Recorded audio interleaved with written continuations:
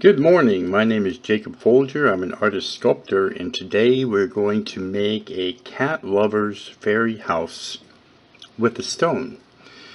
And we're going to go ahead and get started right away. I've got some sealant. I like to seal the stones because it makes the stone less porous, and if it's less porous, the clay will stick to it a lot better. Now I'm using just a clear acrylic product, but you can also use varnish, and you can use polyurethane. You can use some of the products made by some of the brands for the different polymer clays. They have liquids that you can apply. Just about anything that, hopefully would not obscure the appearance of the stone. So in other words, something clear. But you could also use paint if you weren't terribly concerned about the way the stone looks. Now this particular product I'm using is made by Golden's. It's Golden's Mediums, or Golden Mediums GAC 100. That's what I'm using. Again, you can use other products, whatever's easiest to get. With any product that you use, you definitely want to clean the brush after you use it by dipping it in the solvent, the correct solvent. This particular solvent is water for this particular product. I'm going to put a tool and supply list in the video description down below the video. That's where you're going to find that. You'll also find baking instructions and some videos on how to smooth polymer clay, so you can learn how to do that, and any other support information you may need. Okay, so we're going to go ahead and get started. This particular product that I just painted on there it dries very quickly. That's one reason I like it. And so we'll get started. So always, of course, when you're working with polymer clay, you want to knead it. And what that does is it also conditions the clay and gets all the materials in there mixed up the way they should be. And this is polymer clay. This is baked clay, and the brand is Sculpey 3. It is my brand of choice. I also find that this particular clay sticks well to stones and other earth elements. So just keep that in mind. Some polymer clays will not stick well at all. So you definitely want to maybe try a sample if you're not using polymer Sculpey 3. And I work in black clay because it looks really good with the finishes that I do, and I'm going to show you how to do the finish later on in the video. Now, to get started, I'm rolling out a noodle of clay that will be for the door frame and the window frame. And I'm rolling it on the table because it will be a lot more uniform, and it's just a lot easier to do.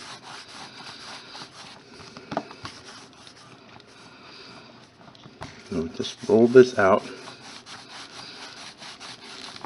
Just trying to keep everything uniform. So if like one spot, like right here, you can see it's a little fatter than the rest, then I'll spend a little bit longer right there on that, and it makes it uniform. And just slowly moving your hand along the length as you roll it should work pretty good.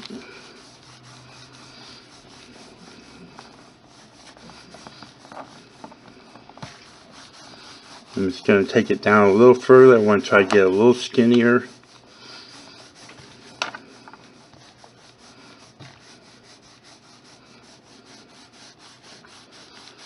Okay. Now let's try to get a little bit more uniform Wherever there's a high spot, I'm just going to roll for a little second. And there we go. That should be what we want. Now, just to make it easier to manage, I'm going to cut it in half. I'm using a sharp X-Acto knife for that. I'm going to put the door right here. So what I'm going to do is set the clay on the stone and just press in a little bit. If you press really hard, it will deform the clay, and you don't want to do that. So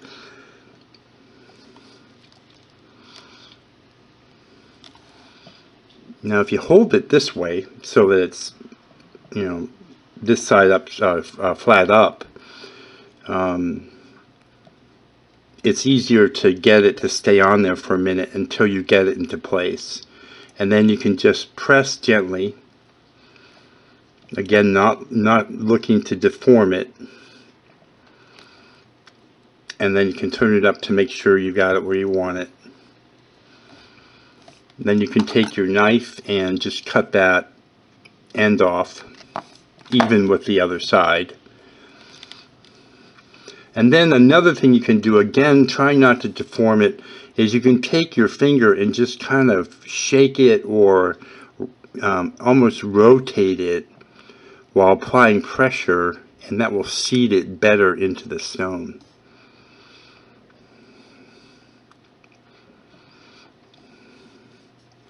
There we go. Now I'm going to take, whenever I take a piece of clay off the block, you know, or clay that hasn't been kneaded yet, then I'll go ahead and knead it before I move on. What I'm going to do now is roll a little ball and then a oval shape, and then I'll flatten it out a little ways. And this will be for the door. And I'm just going to press it in to the inside of the door frame with my finger.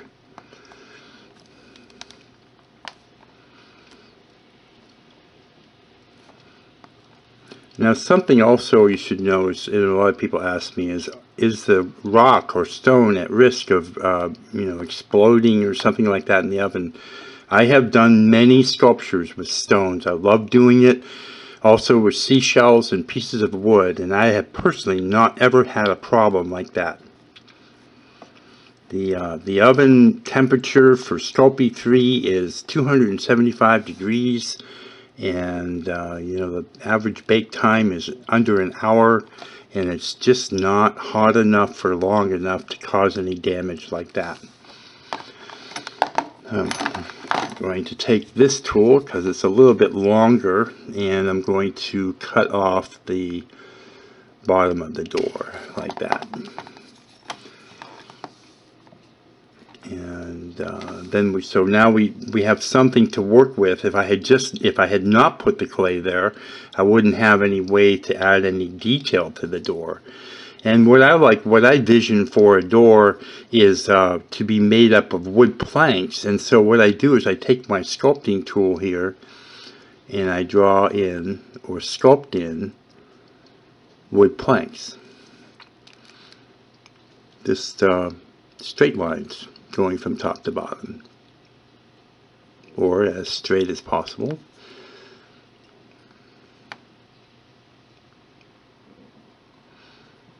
And then also this side here.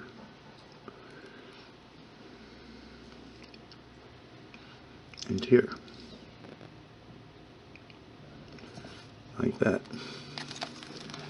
Now what I'm going to do is I'm going to take a little piece of clay. Let's take this here. And I'm going to roll it into a noodle.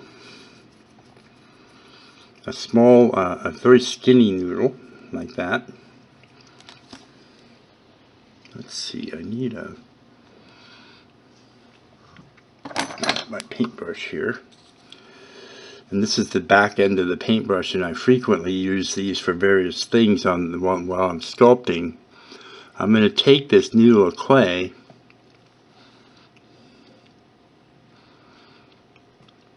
and I'm going to put it on the paintbrush in like a loop going around it. And I'm going to cut. This is going to be for a door ring. I'm just shape the clay around it and join those ends. Just sort of gently blend them together. Now I'll put it where I want it on the door, the end of the paintbrush.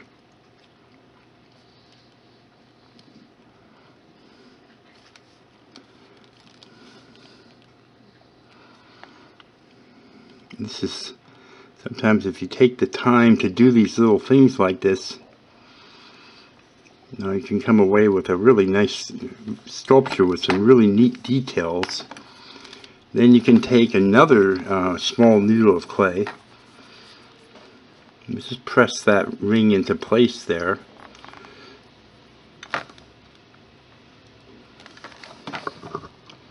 I don't know if you can see this. Let me try to get this so you can see it.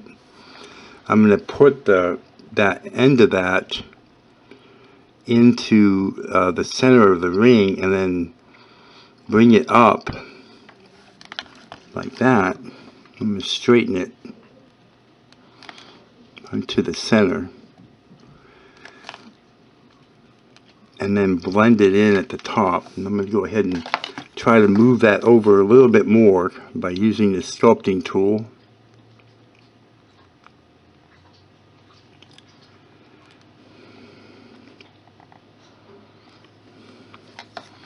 Then what I can do is take the back end of a paintbrush and just seat that's a bracket that holds the metal ring. I'm just going to seat that in the center of the ring with the back of the paintbrush. Now I'm going to make the bottom of the door. The name of that escapes me right this second, but I'm going to take a piece of clay and make a ball. A ball is a good starting place, and then roll it into a noodle.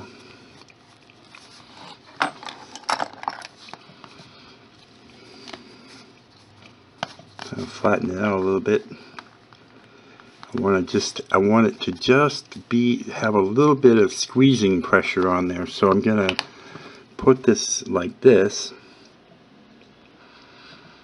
And this is a good reason to remember to always paint the bottom of the rock with your sealant. I'm just pressing that now, and then what I'll do is I'll put the rock down, the stone down, and just make sure it's nice and seated. Then I'll pick it up again and take that back end there and just blend it into the bottom of the stone, and it will bond much better, if you do that. If you didn't seal the bottom of the stone, you wouldn't be able to do that, so just keep that in mind. You might be able to get the clay to stick to a stone that hasn't been sealed, but it's pretty tough. I have tried many times trying to figure out how to get the clay to have a good bond with the stones. And now we have the door, and next we're going to do the window.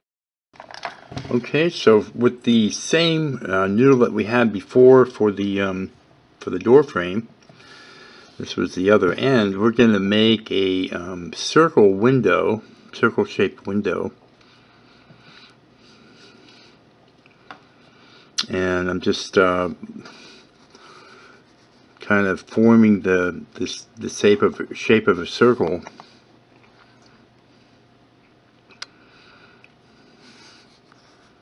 Bring the end up to join the other end. A sharp knife definitely comes in handy for cutting, like this, cutting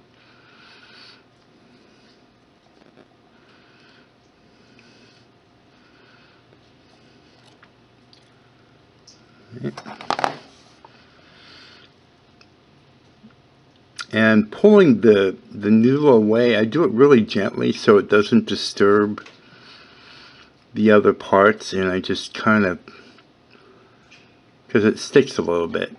So you see me twisting it there. Now, one thing I should tell you, and I try to tell people in most of my videos, is that, you know, I have been doing, first of all, I've been doing this for many years. Second of all, I practice every day. The main thing is I practice every day, because if I didn't practice for a couple weeks or even like or a month or something like that, I would, if I went back to it, I would be really a clumsy mess. I'll tell you, I'll be a clumsy mess. So really what this is about is practicing. If you haven't practiced, or you're completely new to this, then you have to get used to doing it. That's it. It's very simple.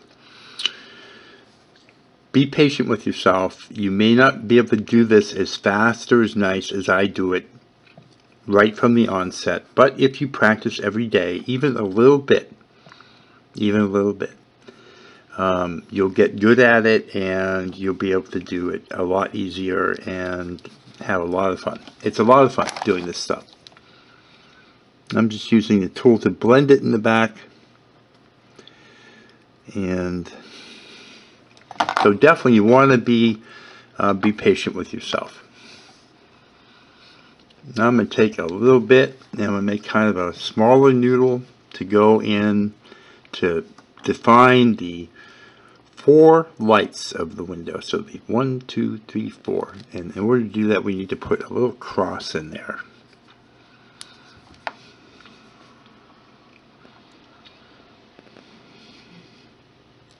So I put the piece in, and then just maneuver it to where I want it.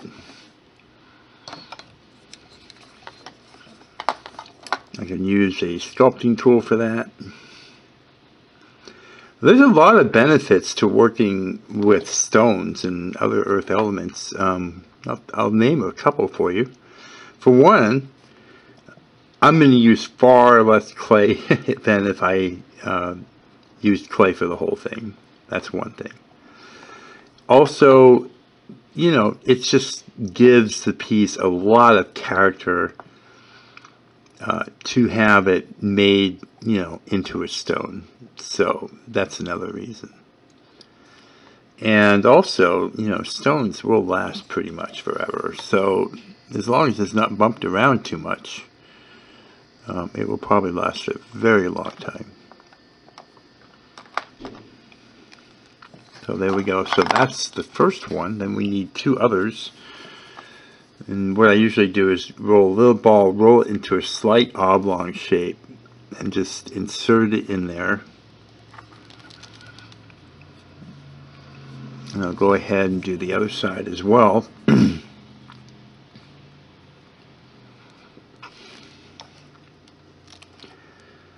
So this this particular piece will have a lot of detail, but just working at it steadily, it should go fairly quickly, I would think.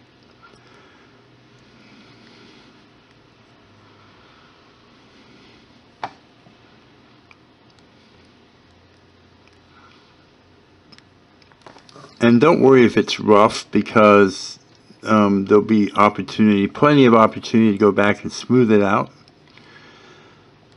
And that the smoothing videos, there's 2 of them, part 1 and part 2, that are in the video description below the video, are, you know, really good. There's a lot of detail on how to, you know, get your clay to get really nice and smooth. There we go. Okay, so the next part is going to be a tree. We're going to make a tree. And I'm going to learn all kinds of things today. So I'm going to make this a little more volume here.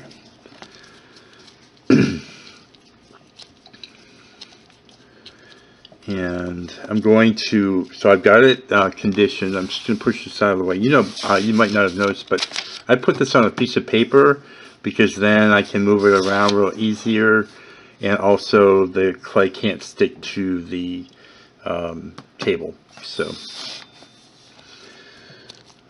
I'm going to get it just shaped a little bit with my hand to that shape there, and then I'm going to roll it to be a noodle shaped to about the size I want for the tree, maybe a little taller, because I'm going to add branches and roots. And the best way to do that is with a pair of scissors. So I'm just going to cut it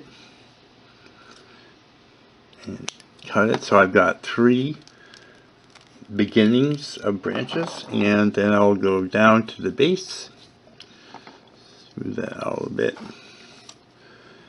and cut 3 also there, and those will be the branches, I mean the roots.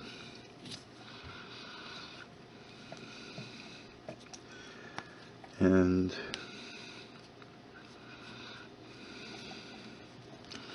take it's really good, especially for the top, where the branches are. You can see there's like a deep gash in there.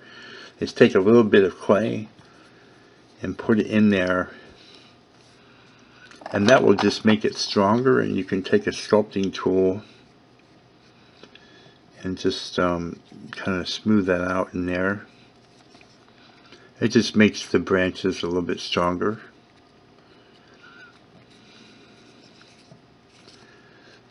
And let's see, so this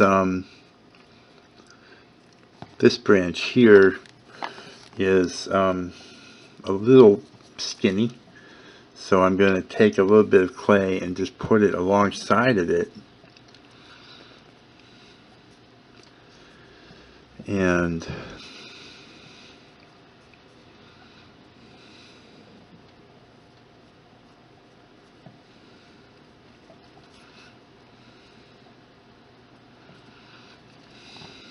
then just blend it in to make it fairly smooth there.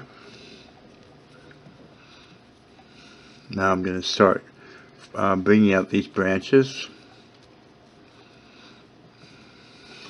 Now, all rocks are different, okay? Obviously, they're going to be shaped differently. This particular one kind of goes back up underneath there like that. So I'm just going to roll a noodle of clay and I'm going to backfill that right now, because I need to get this, I want this tree to stick really well.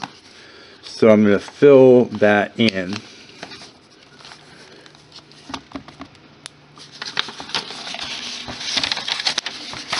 And blend it in at the bottom so it's nice and sturdy.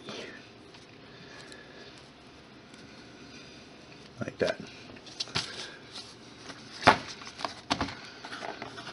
Like that. Now I'm not going to want to blend it into the stone because it will make the stone all black and messy. That's why I'm not doing that. Okay, so now I'm going to kind of flare out those roots a little bit. And then I'm going to bring that root around to the front. And then I've got, I don't want this coming down much further. I actually want it kind of standing up a little taller because I have to put foliage on it. So I'm going to just fill that little area up in there.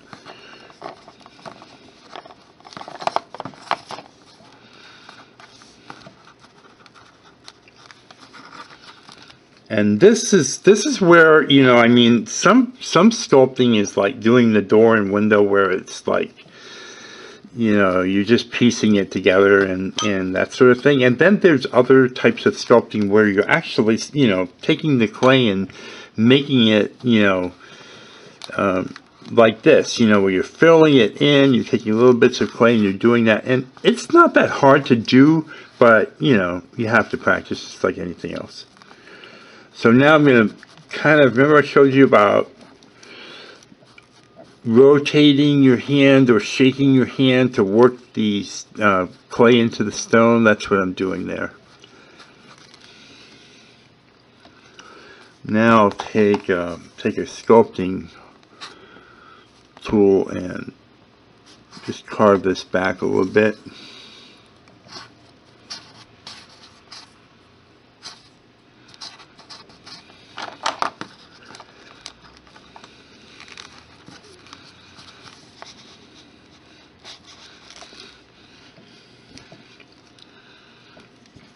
Okay, that looks pretty good. Let's take a look at the other side.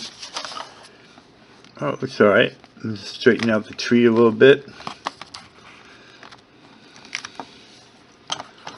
And just clean this up a little bit.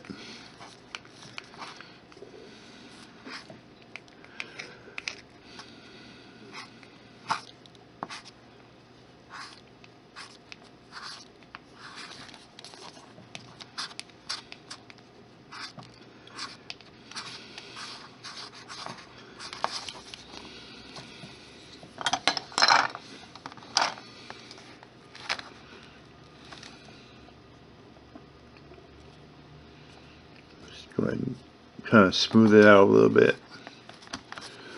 I talk about that in the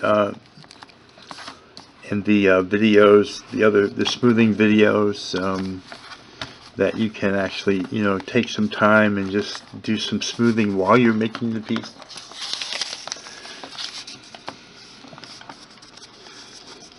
Okay.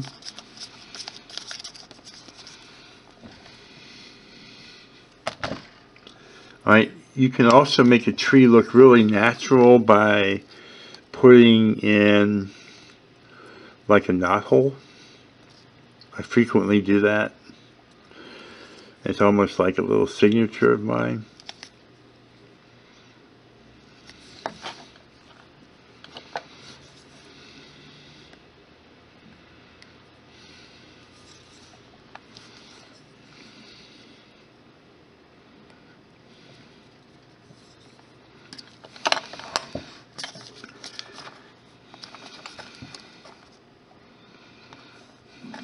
Okay, and then what I'm going to do is take some wire. I'm going to use that to strengthen up the tree.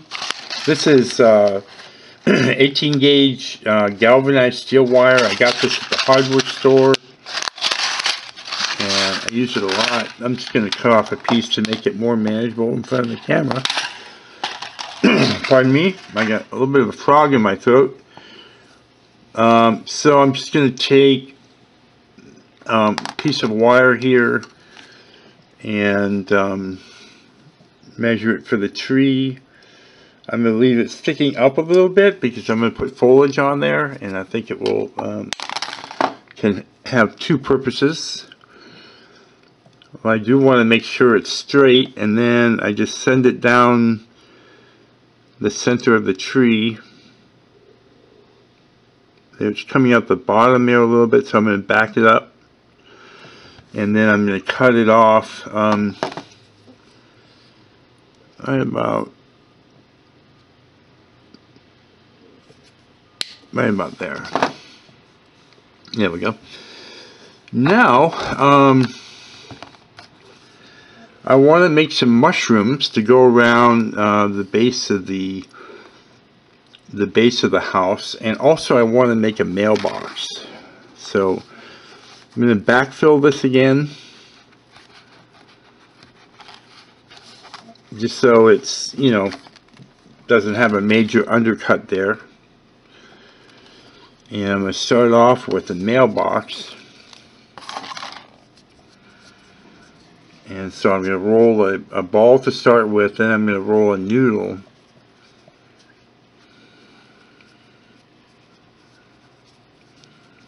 Just rolling it into a noodle. Let's see how that is. It's actually a little short and it's a little too skinny for my taste, so I'm going to roll it into a ball, and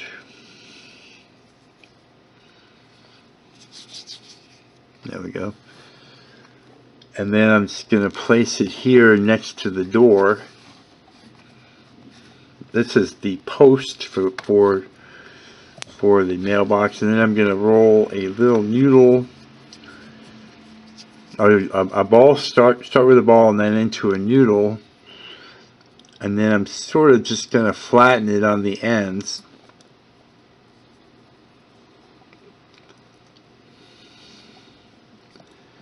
Like that. Now I'm going to take just a little piece of wire. I've already got a piece cut here, and I'm just going to put it into the top of the post. So the mailbox, which will soon be a mailbox, is able to stick and sit on that wire.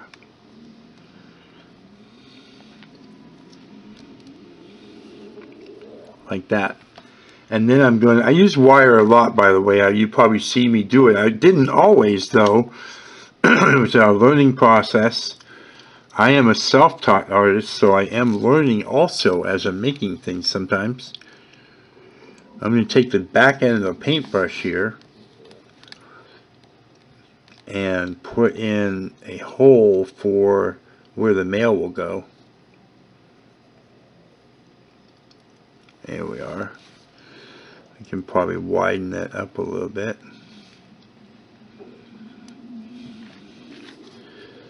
There we are. Now I'm going to add some mushrooms around that.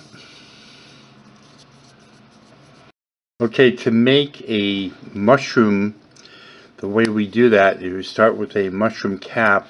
Start with a ball of clay like this. Okay, and then you can just sort of pinch the outer edge a little bit gently, and it creates like a semi-cone shape if you sort of pinch it between your fingers and rotate it. So that's how I make a mushroom, or the types of mushrooms that we're going to use here. Like that. And go ahead and do another one. You can do them like different sizes if you want. So you roll a little ball and you pinch like that, and a little bit on the other end up on near the top, and just rotate it while you pinch it. That's kind of how I do it, and it makes a nice little mushroom top or cap.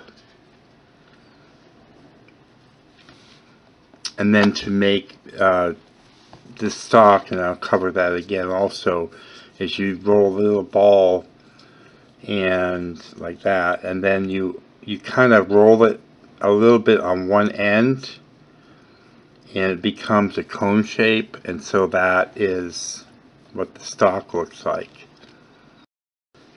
And then you can put the two pieces together with wire. So I just cut a little piece of wire like that. Take the mushroom stalk, put it in the top of the mushroom stalk, and then take the mushroom cap and put the wire in the center of the top of the mushroom cap and push them together. And when you join the two parts, just twist them like that, and it makes a nice little mushroom.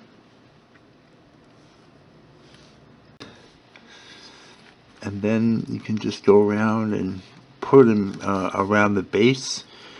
Also, joining two pieces of clay, it's a good idea to score the pieces that you're joining, because it just roughs it up and makes a better bond. And then you score, so you score the mushroom in the area where you're joining it. And you also can go back and add little pieces of wire to hold it in also. So we'll just do that, and I'm going to put them around here and also in here. Okay, next we're going to do a chimney. And so I take a piece of clay, roll it into a ball, and then into kind of a shape like that. So basically to and fro, and it makes a noodle. And then what I can do is flatten it by squeezing it like that. Squeeze, squeeze, using my fingers to squeeze like that, so it becomes chimney shaped. And then I'll take, you can take the back of a paintbrush. I'm using the back of my sculpting tool, and I'm just gonna twist in while by pressing, and that opens it up so the chimney has a flue. And then I just shape it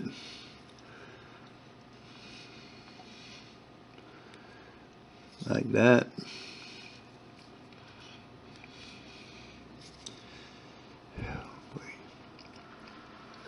Okay, and then I'm going to put it on the top here, twisting as I press it in.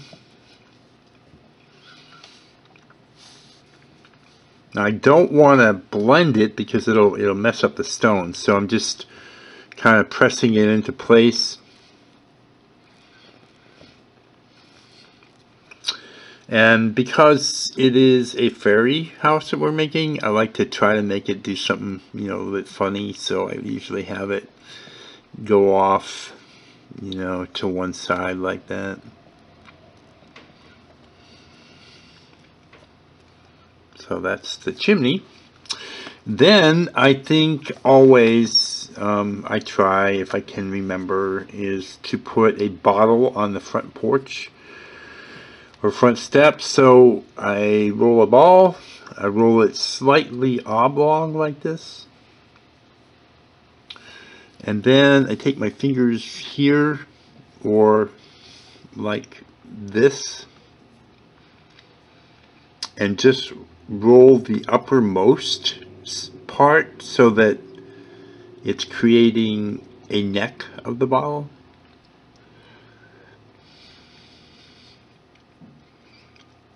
You can see it looks a little bit like a bottle there.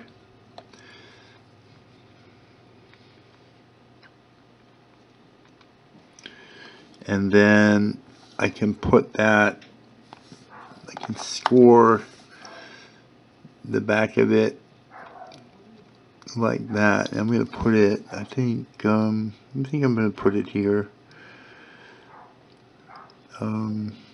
Trying to think, actually. Yeah, maybe here. I'll put it here.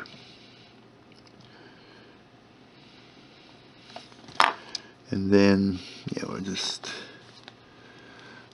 set it in there and press it into place.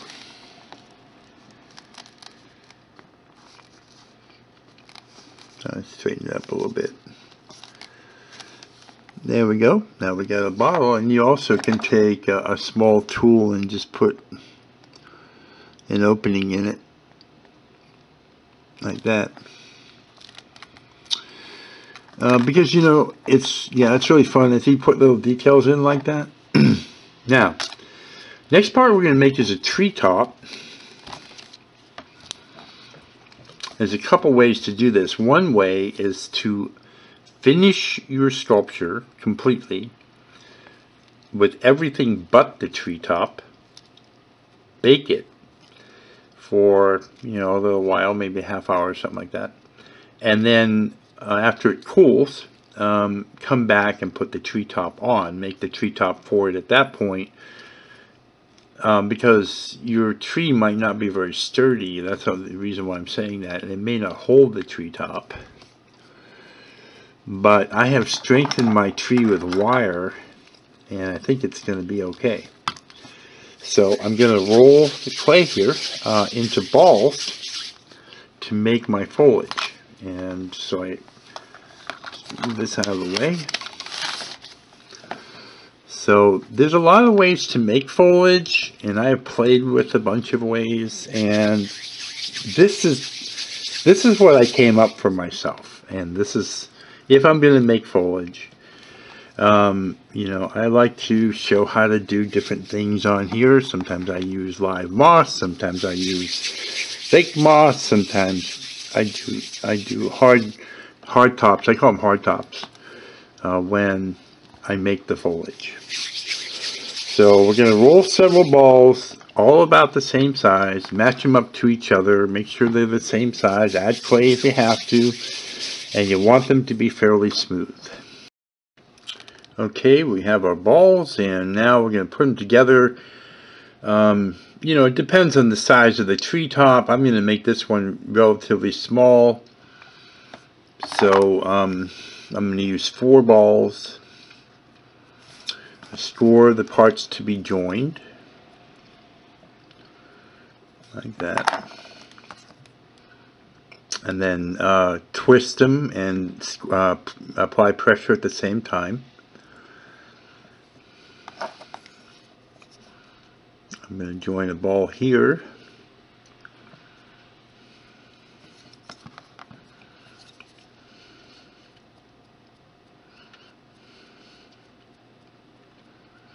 Like that.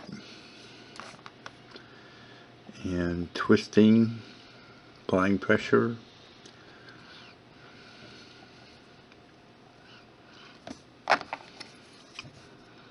Try not to you know, put scratch marks or score marks higher than you want them to actually be, because they'll mar up the balls at the top. So just watch that.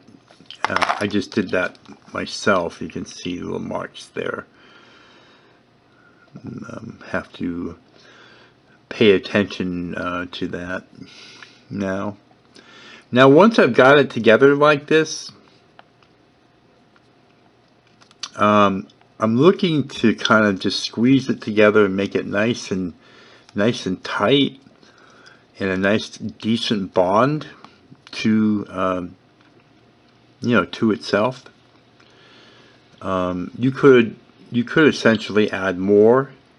If it's getting a lot of weight on it, you're definitely going to want to pre-bake it, like I was talking about earlier.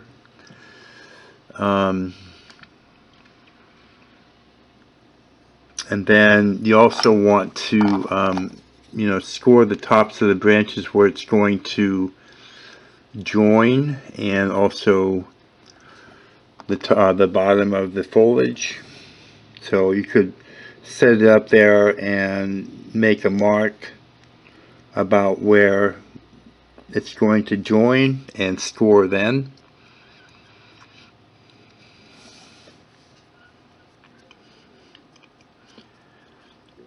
And then join it.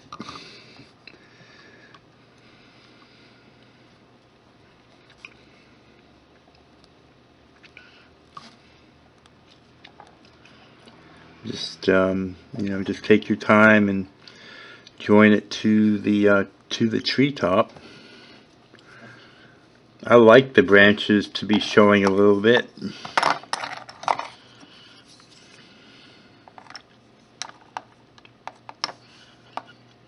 This is just one way to do it, and it's really maintenance free, and you know, probably will last as long as the sculpture does.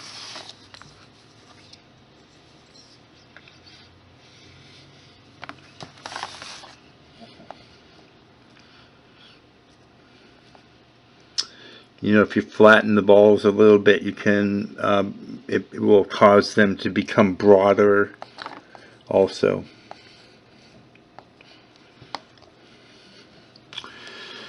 As far as the tree goes, you can also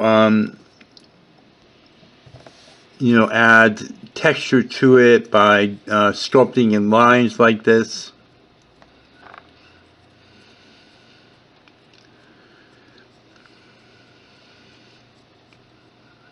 It just kind of adds to the character of the tree.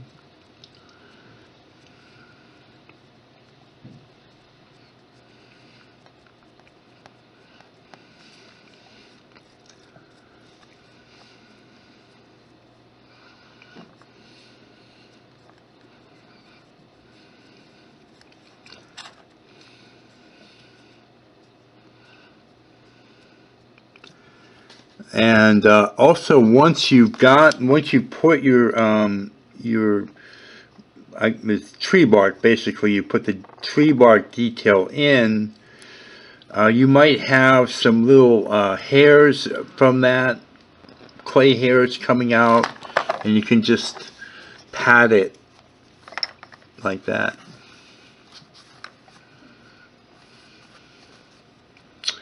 And now we are going to make the cat, saving the best for last. I'm going to start off with a ball.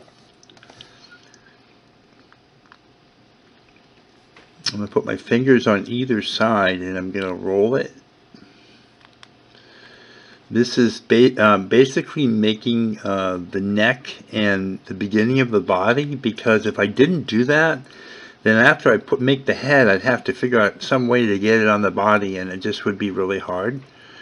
So this is why I recommend, when you're sculpting something small like this, that you do it this way.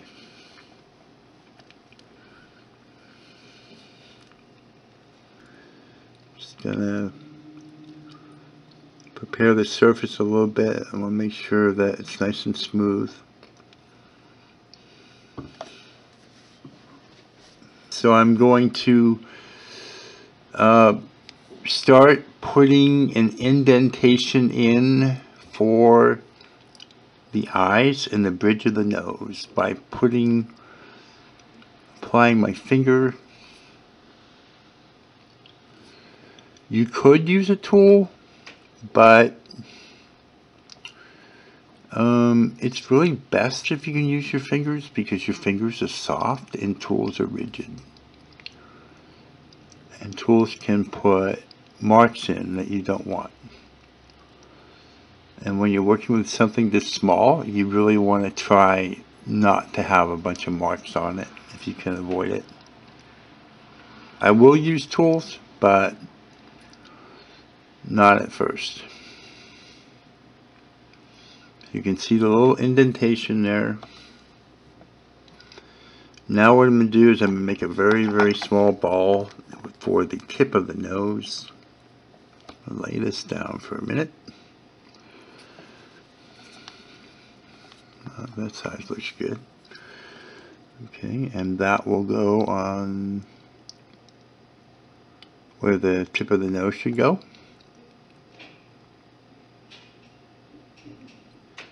Press it into place.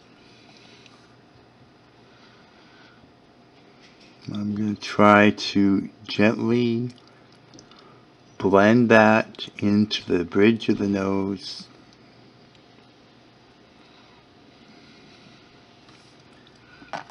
Now I'm going to take the sculpting tool and make sure it's nice and clean at the top where I'm using it.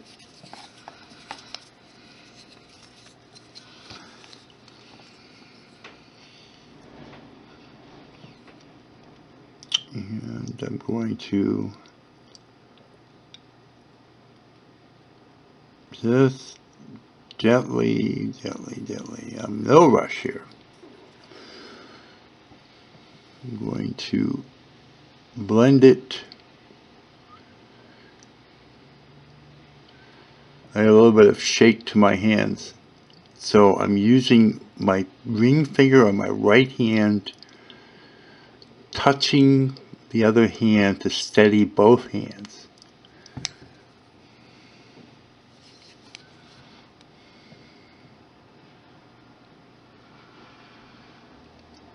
And there we go. Got the nose on there, I think. Alright. Now we take a very small, not as small as the nose, definitely not as small as the nose, for the whisker area now. But for a long time, since I started making cats and doing tutorials on them, I have called it whisker area. If you know of another term for this area, please let me know. I'm putting them right there on either side below the nose.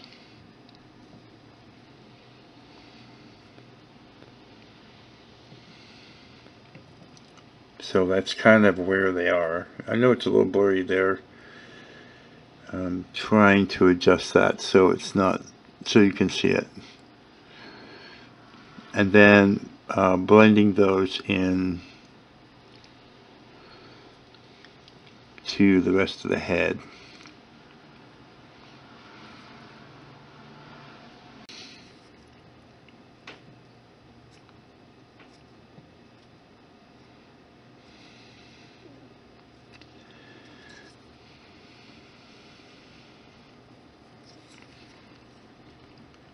And then just, you know, if you're going to use tools, I mean, you might have to use tools because you know, some areas you just have to use tools.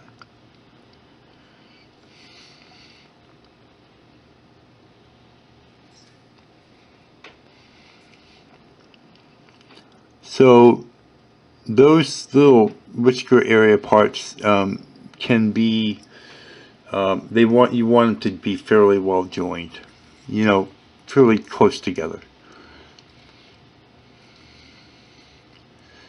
And then I'm just blending it on the bottom, but at the same time I'm sculpting a little bit to try to shorten them and make them not so tall.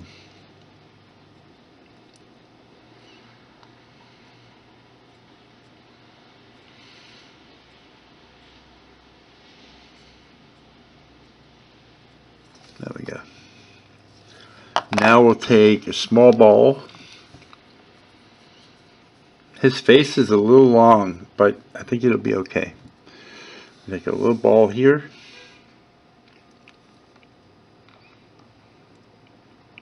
But what I'll do is I'll sculpt it in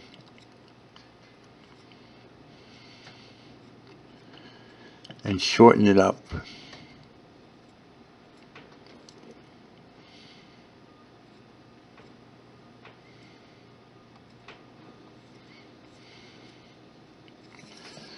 There we go.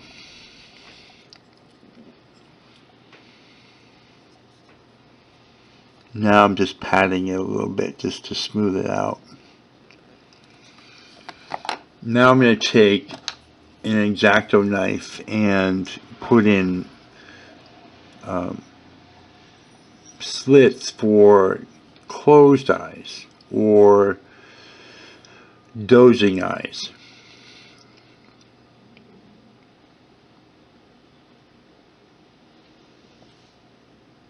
Like that. There's one.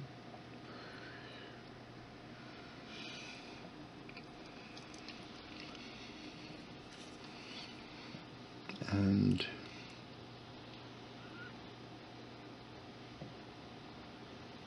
holding it upside down works pretty good actually for that.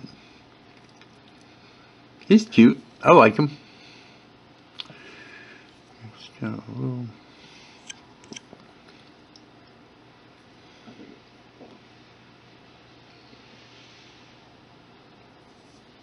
There we are.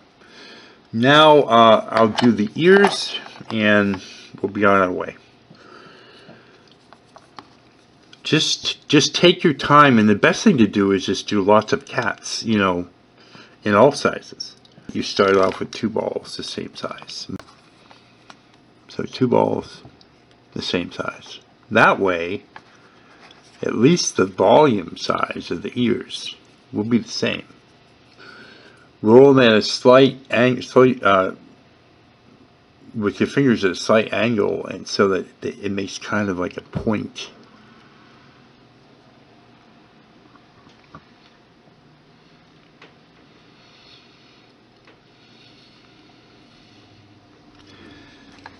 And then the other one.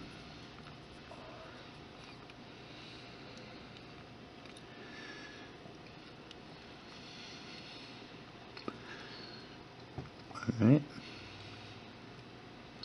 Once they're on, you can point, you know, put a point on by squeezing at the top there.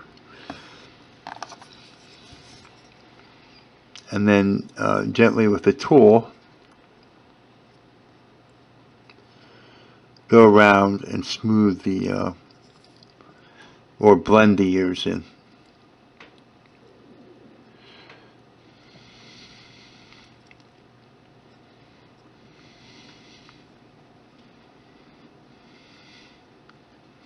And be easy on yourself with ears and things like that, because you know what, it takes some getting used to try to get the ears the same size. You know, if you practice, you're going to get better at everything, not just the ears, but everything. So just keep practicing.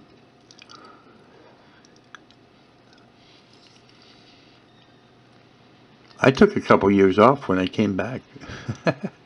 I couldn't make anything. I was really, really, really clumsy, and it took a minute for me to get it, you know, together.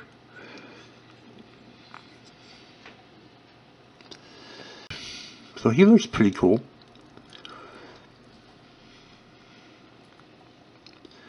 Alright, now we have to add to his body to make it more substantial. And you can just take pieces of clay and wrap them around the existing body. But see, this is a lot easier than if you were to, you know, just try to stick the head on after you made the head. It would be just really, really hard to do it without damaging the head. And pretty much, if you just touch the head, you're going to damage it. I mean, the face and all that. It's so small. I try my best not to touch it. And then also, I try to finish the head before I start the body. And the reason why is because, you know, I need the head to tell me what size to make the body. Okay, so I've got the cat here going, and I think I'm going to try not to put legs on him, because I think it will just, I don't know if it's really important for this piece, and it's so small. So I think what I'm going to do is use his tail to kind of take care of that for me. I put him in a couple different places around the house just to see what would work. I think he's a little big to put by the door, so I'm going to put him over here. I'm going to put him like right there. So we're going to go ahead and score his back. I'll show you how I'm going to do this. I'm going to go ahead and put him in place before I put on the tail. And I'm going to, this is already sort of scored for the tree bark detail, but I'm going to go ahead and score it again.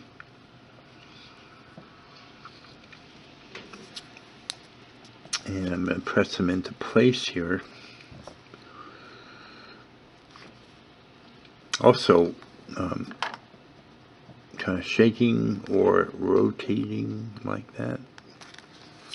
Just want to show you, you know, that you want to make sure that you do all that blending on the bottom for all the different items. And for the cat, for everything. I can blend it in there. And I'm going to put the tail on, so let me roll a tail.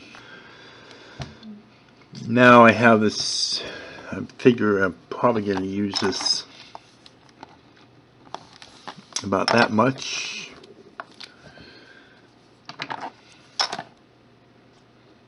Score it a little bit here.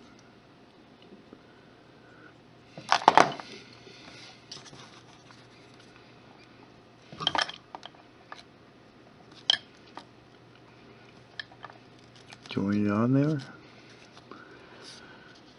Circles or shake.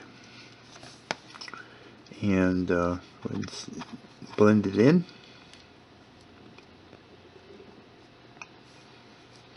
I think he's a pretty cool cat for sure.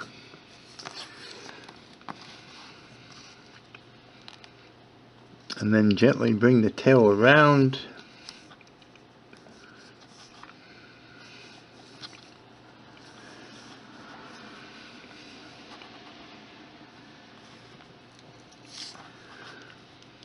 Like that.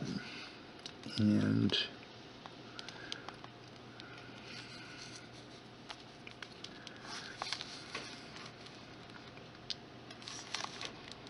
like that. And then rotating, shaking into place. Ideally you would score it. And then for the cat, I think I want him to be more chilling out. Put his head back a little bit like that.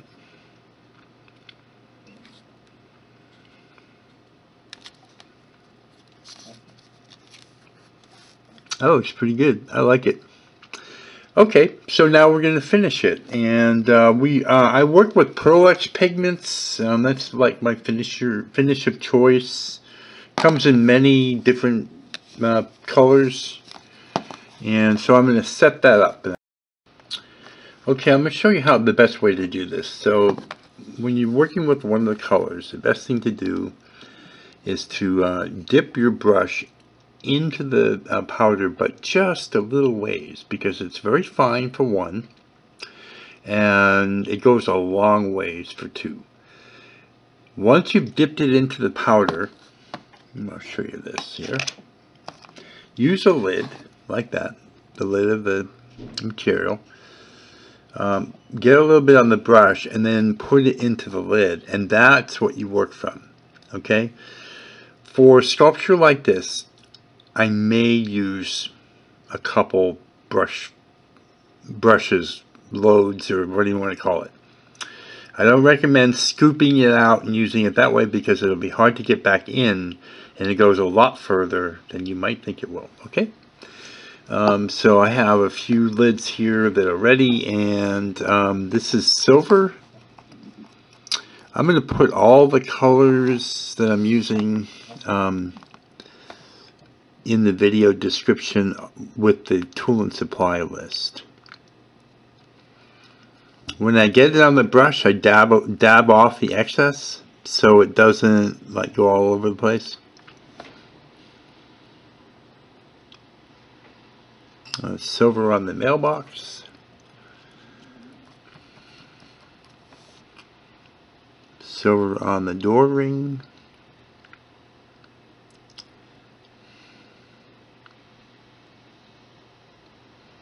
There we go. I'm going to put silver on the doorstep. Usually when I'm doing colors, like using these colors, I'm kind of visualizing what they look like in addition to, you know, the color itself. So like to me, the silver looks a little bit like cement or maybe a stone. And so that's why I often use silver on the doorstep or on stairs. I'm going to use silver on the bottle because it also, to me, looks like glass. And it looks like metal, so that's why the door ring and the mailbox are that color. And let's see, anything else? Oh, how about the cat? Because it also looks gray or black.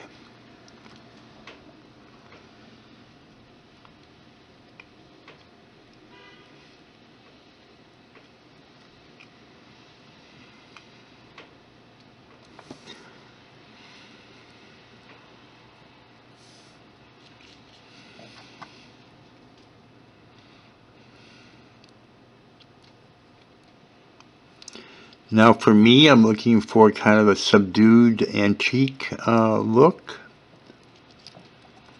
And again, like I usually tell people, you can use more of the powder to create brighter finishes if you want. I just like it like this. That's how I do it. Kind of, you know, antique look, aged.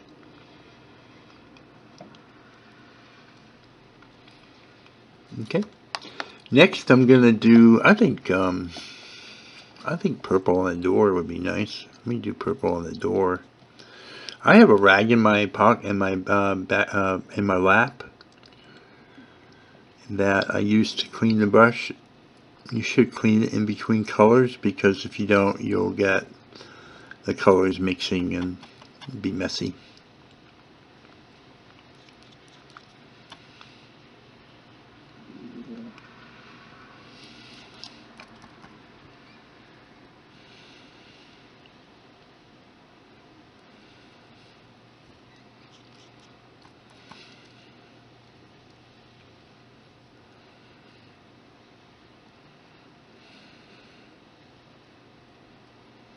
There we go. And I think I'm going to do purple on the mushrooms also.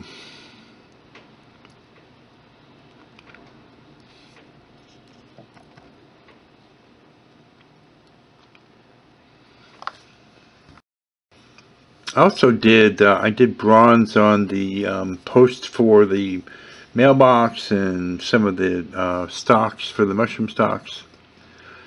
And I'm gonna do bronze on the tree. I want to show you this. I try to show this to everyone every day, every time I do a video. If you dip your finger into the bronze and then swirl it like that, it makes it look a lot prettier. Well, I mean, you know, it looks good with the brush too, but I just think that, you know, usually if I can reach all the parts of the tree, that's how I'll do it, with my finger, because it just, to me, it looks a lot better. But I do a fair bit of brushing of bronze as well. It just depends on the situation. And then, you know, if I can't reach anything, of course, I go back with the brush. If there's anything I can't reach.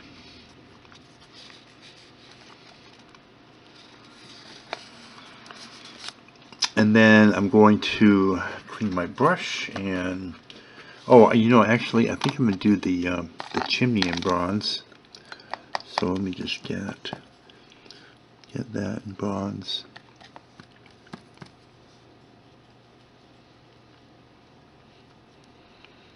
I'm just doing mostly the front side of this because I'm going to go back and do some work, but you know, the shape of the stone doesn't really allow for a lot of other stuff on the back. So your stone might be different. You could put in a back door or a bay window or all kinds of things, I'm sure. Alright. Now I'm going to go to green, cleaning my brush, and I'm going to do the door frame in green.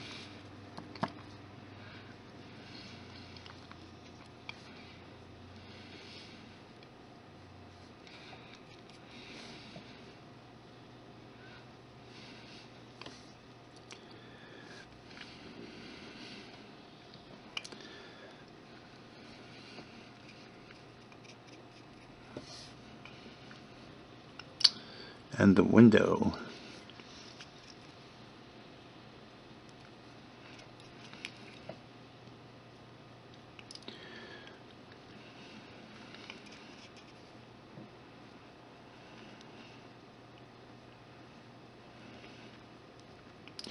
And then the treetop. What you can do is just support it with your hand to stop it from bouncing around.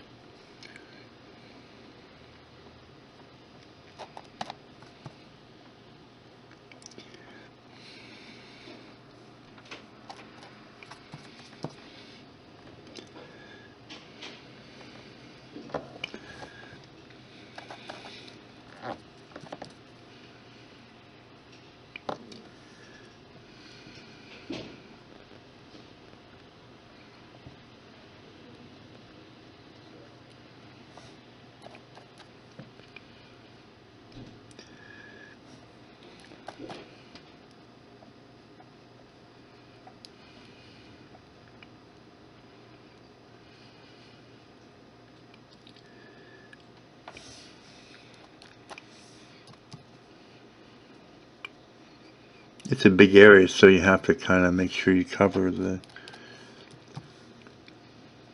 the whole surface.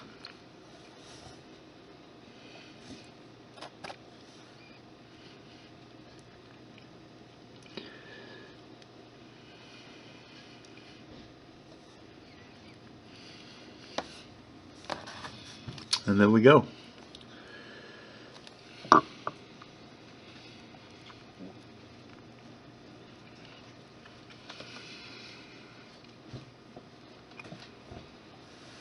Turned out pretty good.